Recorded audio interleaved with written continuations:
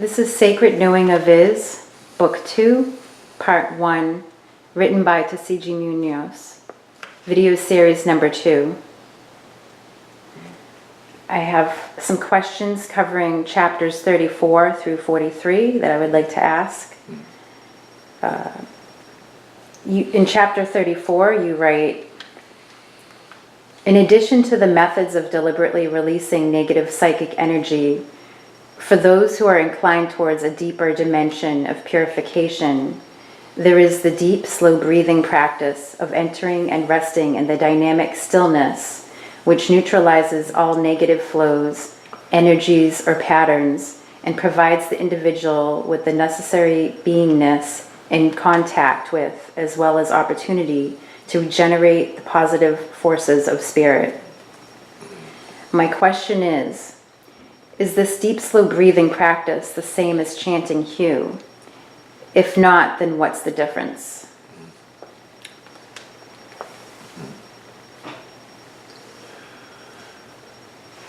The deep, slow practice is different from chanting Hu.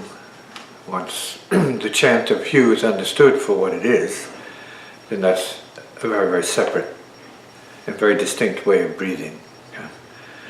Slow, deep breathing is for its own purposes to regulate the body, mind, and the brain to a certain degree, bring relaxation and calmness, and it's really about your body-mind, your centering. Okay? Going to the extent of saying Hu then has an additional dimension to it, which is then to bless the universe. So it's like going back, but heart is the universe is the heart. And Hu is an exhalation, and if it's done slowly and in a relaxed manner, then it's similar to just ordinary breathing. But here, Hu is a word of power, a sacred word, a power word from the ancients, which means that it all begins with and ends with. That is, it comes in as the divine, and it goes out to the divine, from the divine. Whichever human being is a part of the divine, is maybe a creation of the divine. And so it means that when you're chanting Hu, you're giving the divinity back to itself. So it's very different. It's not just about relaxing, it's including the whole universe. So it's no longer personal, it's totally impersonal. Next, thank you. Is this deep, slow breathing that you're referring to, is it similar to what they would call in yoga pranayama breathing? Yes, to a degree. It is, let's say, pranayama is controlling of the breath. That's what it means, the control of the breath. And so that could be just one way of breathing, or in the teachings or the science of pranayama, there are many, many, many different ways and different levels of breathing. So pranayama means, yes, one simple way of breathing consciously, but then it's also a science, which means that you can find many, many different ways and applications to breathing. So there's the basic breathing. Hu then is applying basic techniques of breathing to your breath process, conscious breathing, because the recommendation is slow, long, or silent, chanting, but then it's applied not to the subject alone in the personal sense, but Hu implies the impersonal, conscious heart breathing outwards to all beings because of the cycle of divinity being, let's say, influx and then outflux. So it requires the whole universe, and so it is heart to universe, universe to heart.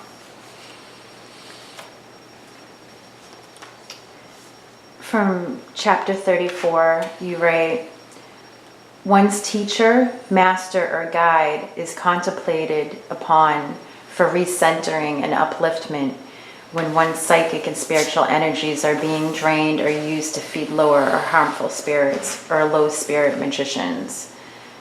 My question is, what if one does not have a teacher, master, or guide? Is it helpful for them to contemplate a well-known spiritual figure or teacher, such as the Dalai Lama or Mahatma Gandhi? This can be useful. Could be a statue, could be a tree. I mean, you can contemplate anything you identify with as, let's say, still. that can bring about a sense of calmness, or it could be some kind of spiritual, say, figure from the past or present. It could be anybody. It could be a good being. It could be a good person. Most people look up to other peeps in their professions, in their situation in life. They have elders or mature people or very highly skilled individuals. They're role models that we look up to. So find the best of the role models, say, not so much for what they do, but in this case for calming the body, centering the body, looking for something deeper. In other words, you have a link that you'd like to become like that being. It could be an Olympian as a hero, could be like they have CNN heroes, people that do great works.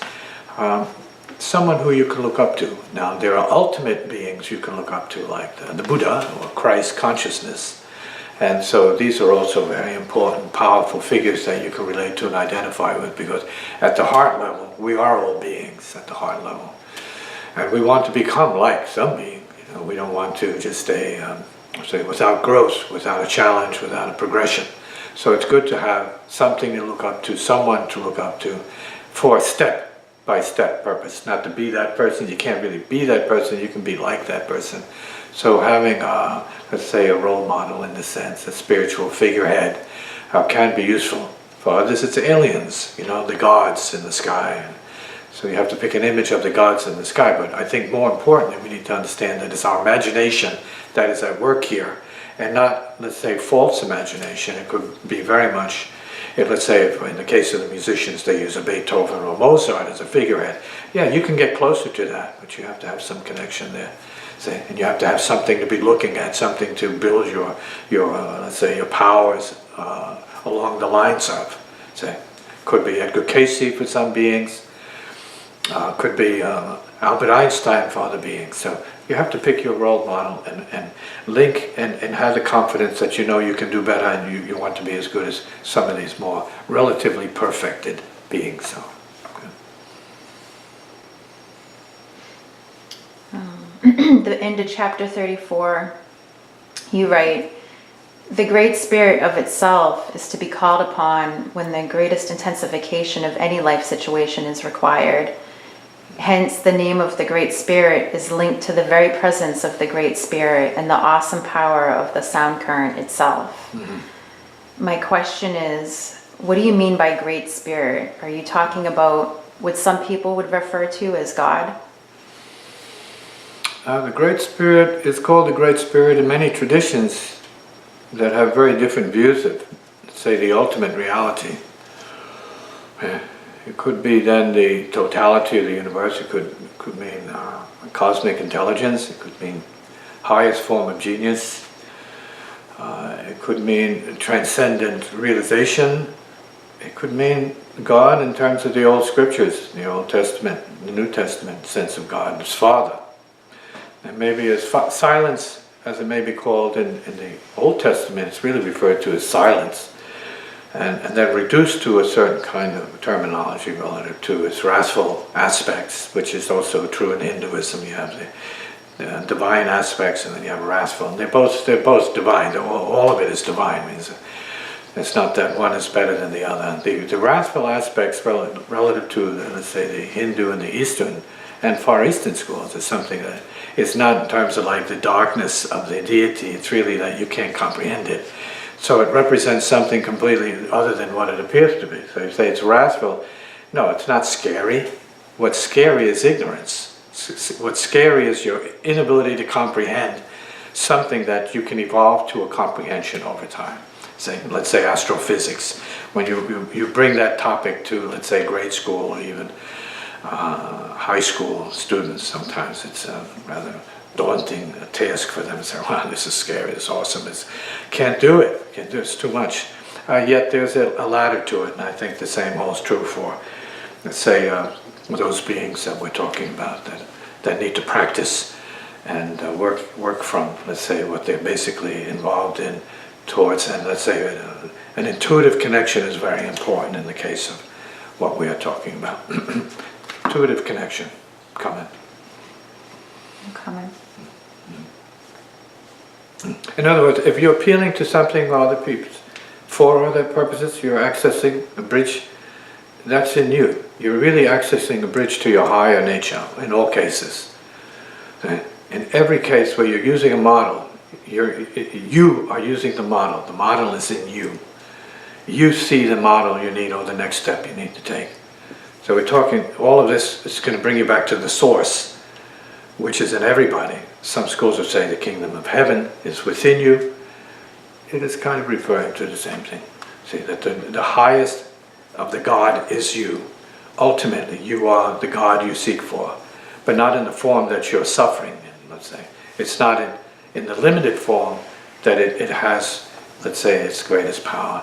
It's when you understand that there is more. That means your mind expands to the total. And you want to access that. That's coming from you, that you intuit your nature as being part of the total. And so that's drawing upon your own source, which is not outside of you, but you can use the outside as a reference to, let's say, activate the truth in you.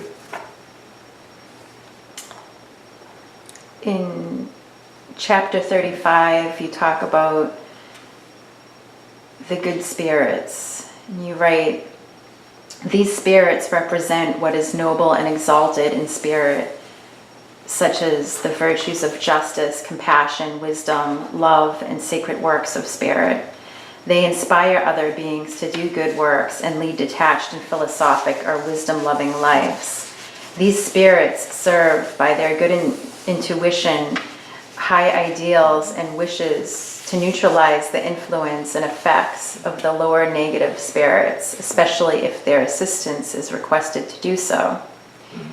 My question is, does it matter who requests their assistance? Will these good spirits answer prayers that are made by one individual on behalf of another?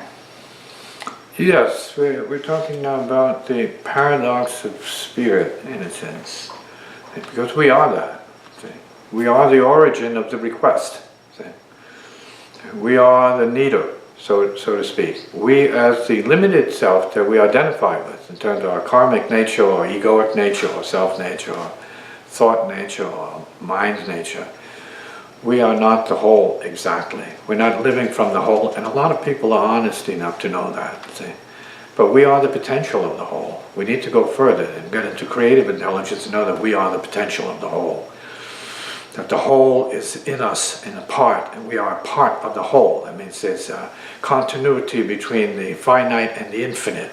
You need to intuit that to make that leap, because you are what you're not at the same time that you aren't what you are. Okay? So we are that, see. So we can call upon these forces because ultimately, the forces are here to serve us because we are those forces. And it's your own mind and your own super consciousness that you have to appeal to in any and every case when you are in the finite world to the degree where you need more. So the idea then is to open to more. Thinking and feeling and considering more is accessing. But then you have to somehow or other discover what the conditions are to bring about the greatest more or good to yourself. So often change is required because in the nature of karmic existence, we as individuals, by way of culturing, tend to be negating our own potential. Identifying with other peeps or other ideas may negate our own potential. So we need to be separated in a sense, or make a distinction between what our own real potential is, and let's say, when we are with other peeps who feel that their own potential is non-existing or not exactly comparable to our own potential. So we have to be careful who we look to, say, for what might be our own potential, which may be greater and deeper than the next person who can't see it that deeply or that largely, say, expansively. So we have to be careful of what it is that we are appealing to directly. So as it was said in the scriptures, you have to go into your closet and pray to the Father directly. And it's basically like that. Going into the closet is recommended means going into some kind of conscious recognition of your individual and already liberated condition. See? Your uniqueness in relationship to the finite, infinite sort of consideration or paradox. We are the infinite in finite form. See? And so we are part of that. And we often forget that because all we see is a finite. All we see is the self. We don't see what the source of all that is. So the idea is get back to source, and that can be helpful. Opening us up to receiving what we ask for. We need to be open to what we ask for. However, we may not get it back in terms of our expectation, but it may come back the way it's supposed to come back, not so much based upon what you wanted, but what you need. So you have to be attentive to what it is that's always coming back, because it's not like we have to ask questions to something that we're assuming is ignorant of our needs. We're asking questions to ourselves when what the intelligence is knows everything, infinitely more intensely, technically speaking, than we could know as to what we really need. And that may always be coming back in the process of our negating it while we're doing other things. And then when we stop doing certain things and rest in silence, we may start to feel that it's coming back more directly to us because we're making room for it to come back. And that is maybe addressing the issue of distraction and being so preoccupied with things other than, let's say, the vertical plane of consciousness, because we are so horizontally, socially, survivally exploited by our, let's say, worldliness, and maybe necessarily so. Okay. No comment. Okay. From chapter 36, you write, pure spirits, or spirits in the mode of purity, are absolutely free of material contamination, even when they are subject to the negative influences of karmatic forces and lower spirit interference. These spirits operate above and beyond human knowledge, convention, and ordinary morality. They represent or live as enlightened beingness or isness. My question is, how do these pure spirits operate above and beyond human knowledge? Are they guided by some sort of divine force or supreme being? They may be. I'm not here to speak for those intelligences, but they are not limited to human knowledge, for one thing. Human knowledge is human knowledge, and then, we're talking about the physical plane. Ordinarily, when we talk about physical knowledge and human knowledge, it's relative to the same plane, the earth plane. The earth plane is maybe the lowest plane, maybe the highest of the lowest planes, but certainly the lowest of the highest planes. And that's something we need to confront and we need to consider. See where we are in the reality, the cosmic reality, which the scientists are exploring to the infinite right now, and that means to the paradox. They don't know. They're still discovering layers and layers and layers, which lead to other layers and layers and layers of perception, and then microscopic, super microscopic, ultra microscopic perception of the atomics and subatomics and blah blah blah, ad infinitum. But they're still peeling away the onion that doesn't seem to be unpeelable beyond the point. See? And so we're talking about higher beings, which means they have a completely different basis and reality, a core, a different sense of reality. We can't really know them by judging them by our own limitations as human beings. That's why in terms of certain alien encounters, we just can't comprehend what it is, because sometimes they don't speak to us directly. They don't have mouths in some cases, which also angelic beings don't necessarily have mouths. They communicate through telepathic means. When you enter their company or their radiance, you know exactly what it is. So they speak in a completely different, not thought forms as such, but they may have a form of thought that is a certain kind of resonance that we haven't really scientifically quantified yet, so we can say we don't know that yet. But those who have the experiences know beyond a doubt that they know when they're in such a company, they know things that they didn't know before. And they are absolutely certain about the beauty and the positivity of certain beings or angelic presences that they encounter along the way, either physically, in the astral dimension, let's say in the dream level, or seeing them as appearances, and or in the dream for sure.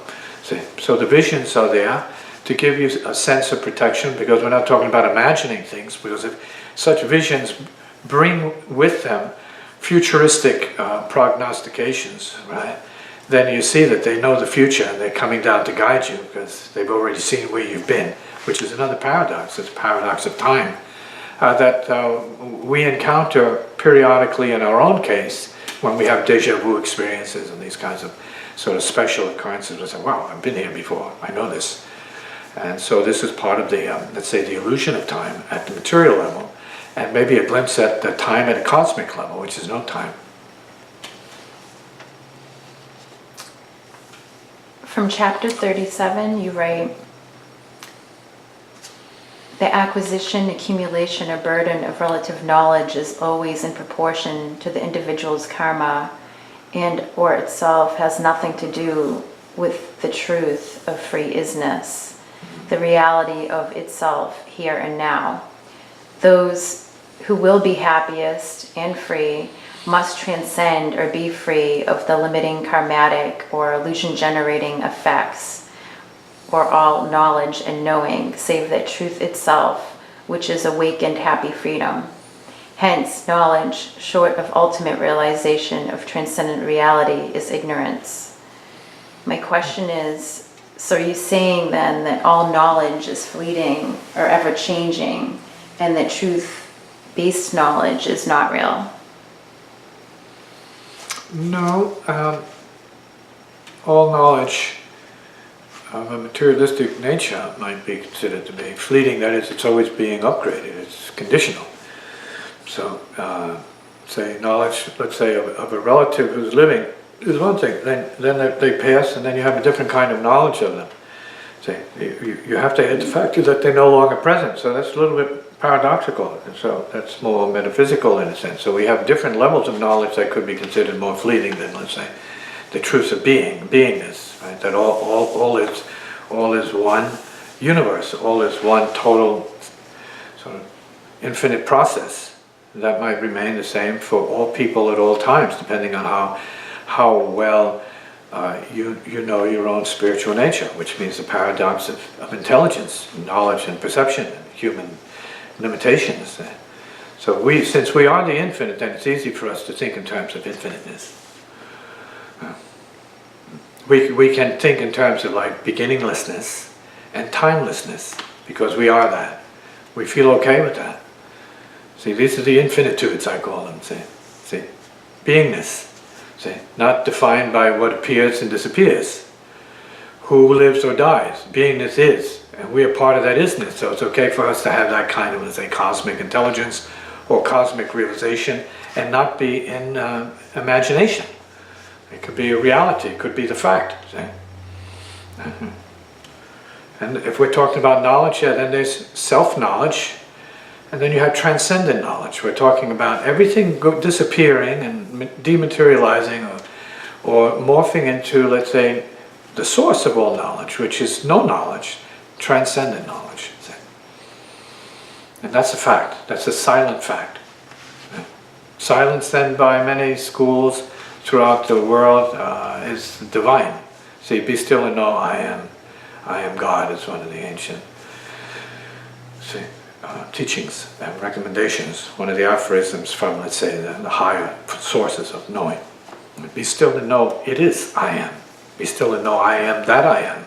These are references to that which transcends your appearance, your form, your limitations, your mortality.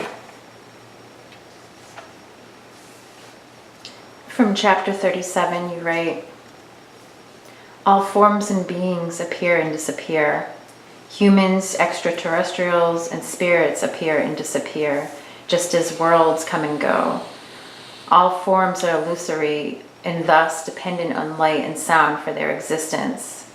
It is only truth which and who is. However, ignorance, like knowledge, also appears and disappears. Each, therefore, is judged according to what they know and don't know or ignore.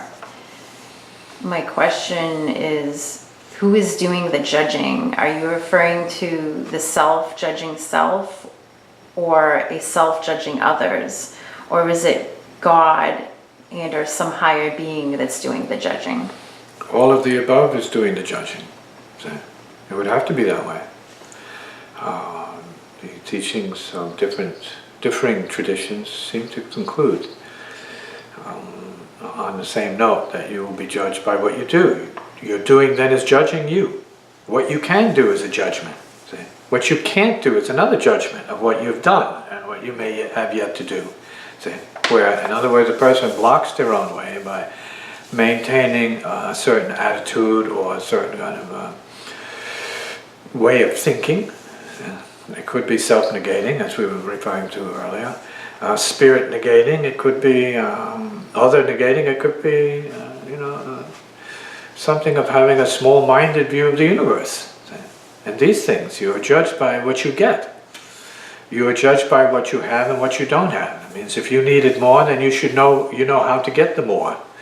See, if you need less, then you have to know how to manage and acquire whatever it is that is the less for you. If you need to have enlightenment, let's say, then you need to make a step or a beeline towards that and meet that at its own terms, because we're talking about planes of consciousness.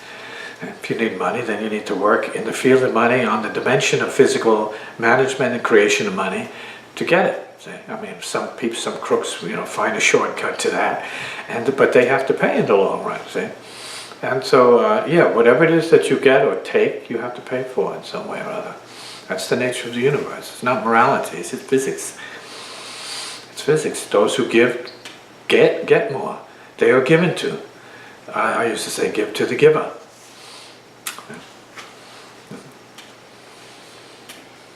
From chapter 38, you write, free will is developed and realized in proportion to the degree a spirit being realizes awareness as the truth and reality of free beingness or infinite isness itself. My question is, do you have any recommendations for a beginner practitioner or student on what they may do to get closer to developing their awareness of the reality of free beingness? Well, you can do that by looking into the theories of let's say, free beingness and reality of, let's say, freedom.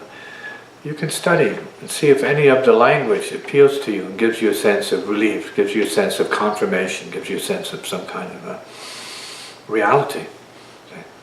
You can do that, or you can start practicing meditation. The key to all of these questions is entering the silence, if you can tolerate silence. Many people cannot tolerate just sitting and being in silence. They can't tolerate the boredom that appears to be relative to their, let's say, arrangement and agreements to the time-space worlds of their self-creation. They say, I'm too busy to do that. Well, you can do that same thing when you're busy doing what you have to do. Because silence is coexisting. It co-emerges with everything we do. When you wake up from silence, with silence, and when you go to bed, you go back from silence, even though your world and your self-mind and your programs are totally noisy and outrageously crazy, and you go back to silence. Silence is ever present. See, that's the nature of the true heart, which is stillness. Never changes, see, always present. And we have to fall into that, see, be open to it, not as a thought, not as a possibility, but where do you go when you go to sleep? And you enter the unconscious and you come back and you say, you don't know what happened. You have no perception of it. I mean, you enter silence, radical silence when you go to sleep and into the unconscious. Sometimes you have experiences in your sleep, but they're usually going into the deeper state. They say REM states, right? Rapid eye movement states. Leaving from this consciousness, you're going through planes of consciousness, or levels of consciousness, and entering levels of unconsciousness till you get to zero heart space. See, so we are that all the time. So this talk, this bias towards the spiritual as being something unmaterialistic or not what we are, or we're better than that, or something is kind of like a mockery of their own intelligence. It's self-mockery, because we go into unconscious silence, zero, every night. And we go even beyond that, but we are so aware, right? We can't remember where we went and why we went where we went when we are going through the experience. And yet we're so prone to want to judge people who are more mystically involved in these levels of consciousness as a conscious process or a waking up process, that we have to see the mockery of what that is, the hypocrisy of it. We are all of it. We need to fess up to it. We are the spiritual, the profoundly spiritual, the transcendent spiritual, the materialistic and the profoundly materialistic, and the gross to the lowest level. We are all of it.